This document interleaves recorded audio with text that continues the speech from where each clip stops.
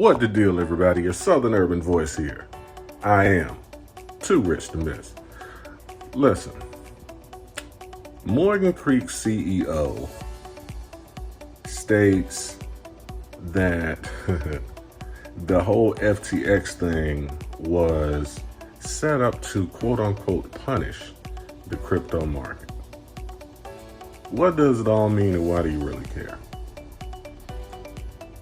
For us people who are looking to buy the dip, all this does is just provide some more FUD to help keep the market down, to give us more time to accumulate and acquire the solid projects that we have our eyes on.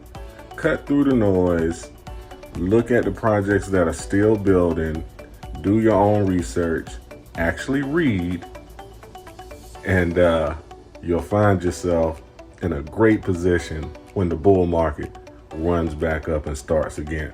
I am too rich to miss.